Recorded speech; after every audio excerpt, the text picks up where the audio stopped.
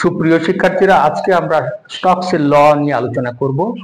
Stock সূত্র আমাদের কি দেয় এই বিজ্ঞান জগতে, সেটা আমরা দেখেছি যে স্টক সূত্র তখনই প্রযোজ্য যখন কোনো একটা গোলাকৃতি বস্তুকে একটা তরলের ভিতর দিয়ে নিচের দিকে ফেলা হয়, তখন সেই বস্তুটা প্রবাহী করতে, তার মানে সেই প্রবাহীটা গ্যাস হতে পারে, আবার তরল পদার্থ হতে পারে।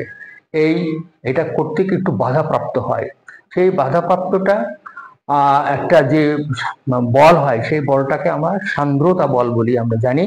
কিন্তু এই সান্দ্রতা বল কোন কোন বিষয়, কোন কোন রাশির উপর নির্ভরশীল, সেটা আমরা বলবো। যে সান্দ্রতা বলটা তার সান্দ্রতা গুণাঙ্কের উপর নির্ভরশীল, যে বস্তুটা নিচের দিকে পড়ছে সেই বেগের উপর নির্ভরশীল, এবং যে বস্তুটা নিচের দিকে পড়ছে তার ব্যাসার্ধের উপর নির্ভরশীল। আমরা তিনটা এখানে দিয়েছি, যে force is proportional to the viscous coefficient, আর হলো force is proportional to the velocity and force is proportional to the radius of the spherical body. এইখান থেকে আমরা এটাকে সমান করে নিলাম, সমান করে নিয়ে আমরা একটা কে নিলাম, এই কে এর মানটাকে আমরা 6 পাই বসালাম। এইটাই হলো total D F equal to, তার মানে F equal to 6 pi eta R V. এটা স্টকস ল।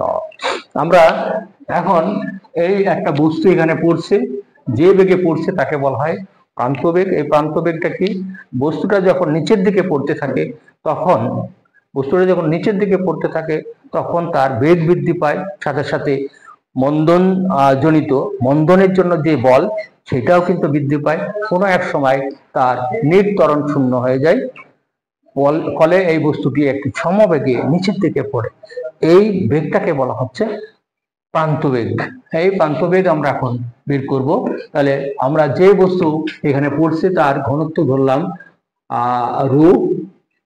রো ধরলাম, আর যে বাধা দিচ্ছে তার ঘনত্ব ধরলাম, এই পদার্থ, তরল পদার্থ বা প্রবাহী বাধা দিচ্ছে, এটা হলো সিগমা ধরলাম। তাহলে আমরা নিম্নমুখী বলটা নিচের দিকে পড়ছে, নিম্নমুখী বলটা হলো mg। তাহলে এই m কে আমরা rho equal to m by V, তাহলে m equal to rho V.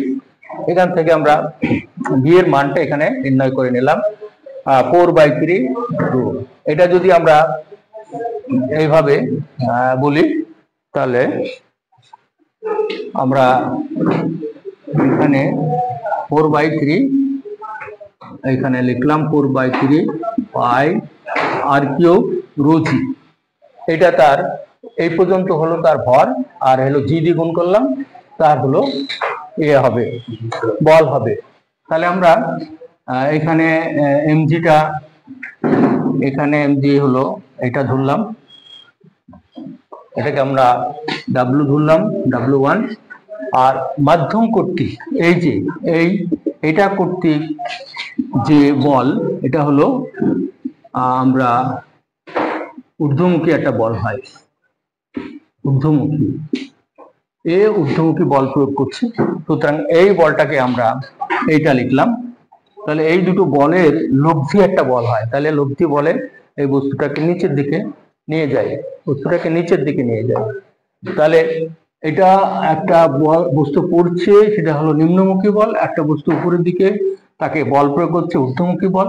কিন্তু নিট বল, মোট ফোর্স বা মোট ওজনটা কিন্তু নিম্নমুখী হয়।